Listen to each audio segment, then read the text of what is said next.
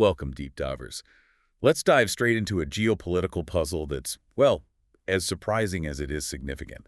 India's evolving relationship with Israel and Palestine. Here's something to kick us off. How does a nation whose revered leader, Mahatma Gandhi, firmly opposed the very idea of a Jewish state in Palestine become one of Israel's most important strategic partners, especially in defense? It's a really striking contrast, isn't it? Absolutely. Gandhi once called the displacement of native Arabs wrong and inhumane. Yet today, India is Israel's top market for defense exports. It's quite the turnaround. It really is. So our mission in this deep dive is to unpack this complex and, often counterintuitive evolution of India's foreign policy. We'll trace India's historical, principled position, then pivot to understand the significant shift we're seeing, especially under recent leadership. And we need to explore the drivers behind it, too.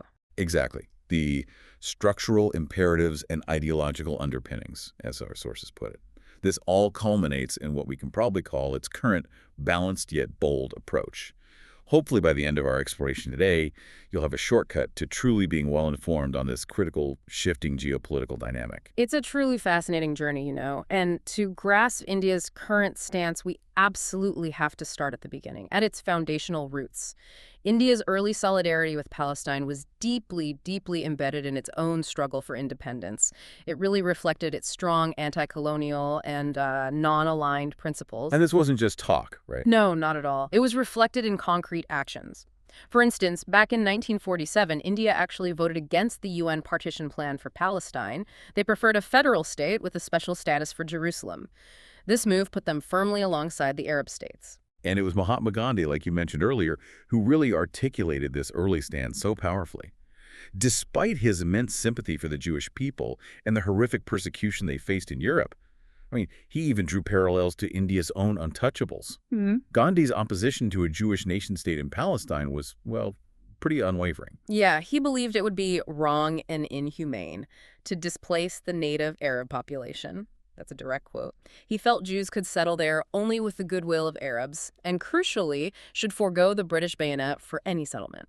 He really questioned the idea of forcing Jews, many already settled globally, to uproot themselves for a single homeland. It makes you wonder, okay, let's unpack this. How did these foundational views from someone as influential as Gandhi actually go on to shape a newly independent India's foreign policy for decades?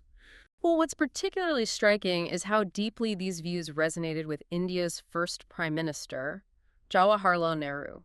He was profoundly influenced by Gandhi's anti-imperialism. And this became the bedrock, really, of India's foreign policy for many, many years. You see this in India's early actions. Like recognizing the PLO. Exactly.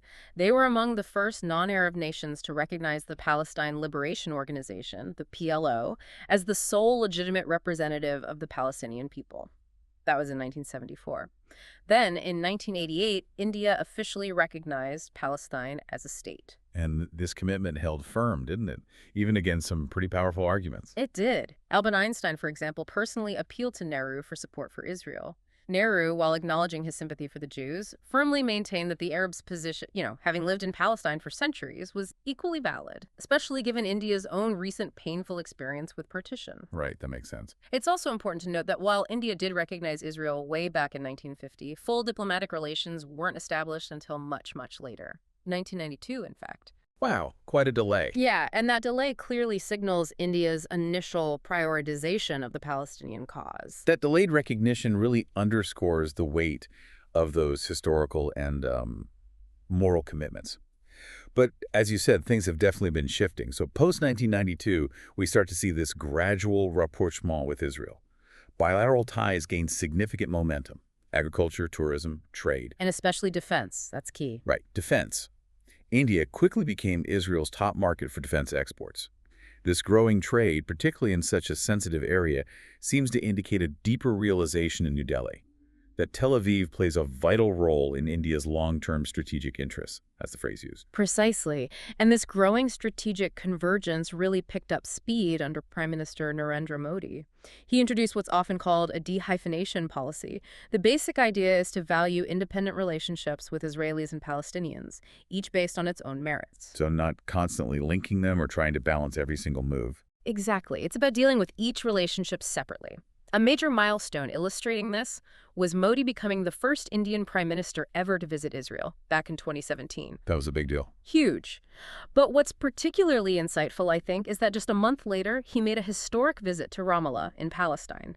And there, he reiterated India's enduring support for a sovereign, independent Palestine. So the aim was clearly to reassure Arab partners. Trying to show that closer ties with Israel didn't mean abandoning Palestine entirely. Right. India was, even then, walking a very, very fine line. And to underscore that nuance, I mean, even amidst these warming ties with Israel, India opposed the Trump administration's recognition of Jerusalem as Israel's capital in 2017. They actually voted in favor of the UN General Assembly resolution denouncing that move. Correct. But then came October 7th, 2023. And that seems to have marked another significant, almost dramatic shift. Modi's tweet that day was incredibly swift and firm. Deeply shocked by the news of terrorist attacks in Israel. We stand in solidarity with Israel at this difficult hour. Yeah, I remember that. Sources described it as uncharacteristic for India, really signaled a deeper reorientation. And this is where the narrative gets especially complex. Because despite that strong initial stance, India continued to navigate, well, multiple tightropes. They sent humanitarian aid to Palestine just a couple of weeks later, on October 22nd, and Modi also tweeted his shock at the Al-Ali hospital bombing. Okay. However, India then abstained from a late October UNGA vote calling for a humanitarian truce. Ah, okay. So strong initial support for Israel, but then humanitarian aid, and then an abstention at the UN. Exactly. This apparent dual approach really exemplifies a clear pragmatism starting to overtake purely principled positions. It truly highlights India's complex balancing act on the global stage. That complexity is definitely striking. So if we've charted how India's stance has shifted so dramatically, the next crucial step is unraveling the why. Our sources seem to point to two powerful forces at play. The undeniable structural imperatives, basically India's national interests, and then these more subtle, perhaps yet potent, ideological currents under the surface. Right. Let's start with those national interests, those structural imperatives. Absolutely. India's foreign policy today seems increasingly defined by, let's say, three key structural imperatives. First, it's fiercely independent foreign policy. India has repeatedly refused to align neatly with any major power bloc. Like not condemning Russia's invasion of Ukraine. Precisely. Or continuing to negotiate oil purchases from sanctioned Russia and Iran. This independence, this confidence, gives it the ability to draw closer to Israel without maybe fearing significant blowback from Arab or Muslim states. The sources suggest India feels it's now able to withstand political pressure to take sides. That ability to withstand pressure must be critical, especially when you factor in India's ambitious strategic goals. India clearly sees itself as a major player in global affairs. A perfect example is the India-Middle East-Europe Corridor, IMS. Ah, yes, announced at the G20 in New Delhi. Right, in September 2023, this initiative is pretty explicitly designed to counter China's Belt and Road Initiative, a key strategic rival for India. So in that context, Israel is seen as a powerful friend to push back against China. That's a huge strategic imperative, isn't it, given Beijing's growing influence? Definitely. And the third imperative, it's the consistent stand against terrorism. India has a long, painful history of dealing with cross-border attacks. Think of the 2008 Mumbai attacks. It looks to Israel in some ways as a model for its determination to hit back against terrorist groups. So Modi's response after October 7th, that we get you feeling towards Israel. Yeah, it reflects this shared experience and perhaps a shared conviction. It speaks to a deep shared understanding of a common threat, or at least a perceived common threat. Okay, so those are the big strategic drivers. But beyond those, sources also highlight these powerful ideological underpinnings. They point to an ideological confluence, as they call it, between Modi's Hindu nationalist BJP, the ruling party in India, and Netanyahu's right-wing Likud in Israel. And this confluence is characterized by what the sources describe as a shared hostility toward minorities. Right, that raises an important question. How does this alleged ideological alignment actually manifest in policies, in their approach? Well, what's described is a pattern where both parties are seen to prioritize majoritarianism over constitutional rights that safeguard minority rights. Okay, let's unpack majoritarianism for a second. That means the dominant group's interests get priority. Essentially, yeah. prioritizing the rights and interests of the dominant religious or ethnic group, sometimes at the expense of protecting constitutional safeguards for minority populations. The sources claim both parties tend to play a victim card to perhaps justify discrimination, and they leverage their country's democratic histories while allegedly simultaneously dismantling them. Do the sources give examples? They do. For India, they point to the BJP's Hindutva doctrine, that core ideology emphasizing Hindu cultural and national identity, which critics say often disregards religious diversity. Specific examples cited include the Citizens Amendment Act, which has been criticized for discriminating against Muslims, and state actions that have reportedly made interfaith marriage more dangerous. And for Israel? For Israel, under Netanyahu, examples mentioned include the passage of the nation-state of the Jewish people Basic Law in 2018, which critics say marginalized the Arab minority. Also mentioned are increased settler violence, settlement expansion, and controversial legislative reforms aimed at curtailing judicial power. So if we connect this to the bigger picture, the argument is that this shared ideological ground, this sort of resonance, has undoubtedly helped draw India and Israel closer, according to these sources. It influences India's foreign policy calculus alongside those strategic interests we discussed. Okay. Moving into India's current stance and looking ahead, we recently saw an important development at the UN, September 12, 2025. India voted in favor of the New York Declaration. That's a UN General Assembly resolution endorsing a two-state solution and notably calling for a Hamas-free Palestinian state. This vote itself offers a really crucial glimpse into India's continued tightrope walk, doesn't it? It truly does. The resolution was complex, multifaceted. It unequivocally condemned Hamas for the October 7th attacks, demanded hostage releases, demanded Hamas surrender its arms. But simultaneously, it denounced the forced displacement of Palestinians as a flagrant violation of international humanitarian law. It criticized Israeli strikes on Gaza civilians, urged Israel to withdraw forces from Gaza. And insisted Gaza must be unified with the West Bank. Right, unified without occupation, siege, territorial reduction, or forced displacement. A very detailed resolution. And it highlighted a real global divide. A deep one. 142 nations voted in favor, India, France, Saudi Arabia among them.